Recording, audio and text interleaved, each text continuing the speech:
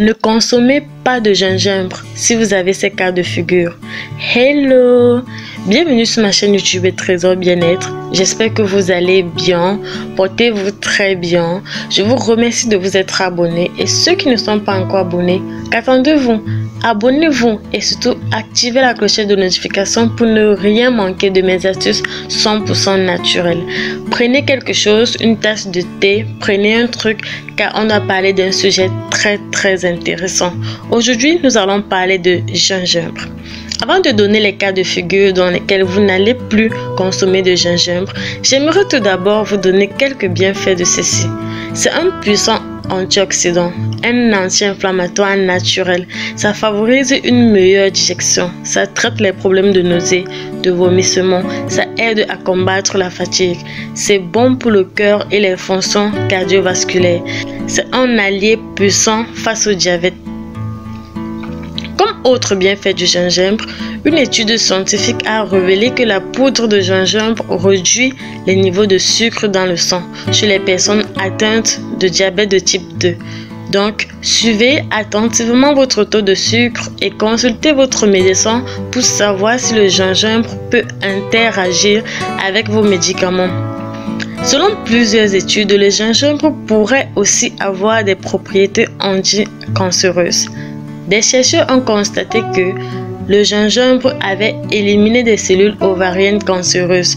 Une étude a aussi par ailleurs révélé que les suppléments de gingembre frais peuvent aider à réduire l'inflammation du côlon. Consommez ces aliments anti-cancer pour mieux prévenir la maladie.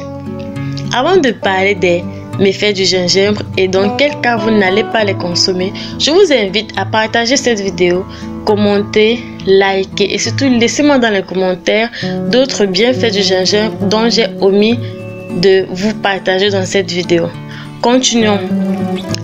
Dans ces cas de figure, ne consommez pas de gingembre parce qu'il peut inhiber la coagulation du sang. Une étude australienne a démontré que le gingembre est un puissant anticoagulant, plus efficace encore que l'aspirine. Les National Institute of Health mettent en garde les patients qui prennent des médicaments pour éclaircir le sang de ne pas consommer de gingembre en raison d'un risque accru d'échymose ou de saignement. Si vous prenez un médicament pour éclaircir le sang, évitez le gingembre. De la même façon, si vous souffrez de maladies cardiaques, il est très dangereux de consommer du gingembre.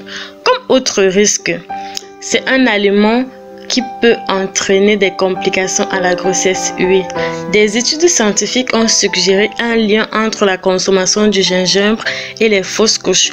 Certains chercheurs l'ont associé aux complications de la grossesse, tandis que d'autres n'ont pas décelé le problème à l'utiliser pour soulager les nausées.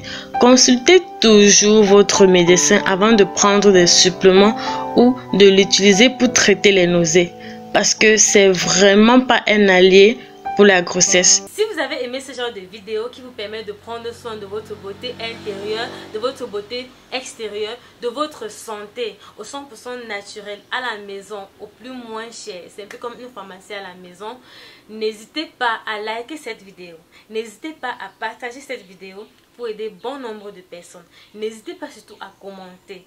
N'hésitez pas à partager dans vos groupes Facebook, partager dans vos groupes WhatsApp pour que ça puisse vraiment aider bon nombre de personnes qui souhaiteront également, comme vous, prendre soin de leur santé au 100% naturel.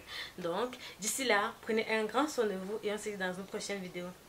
Bye bye!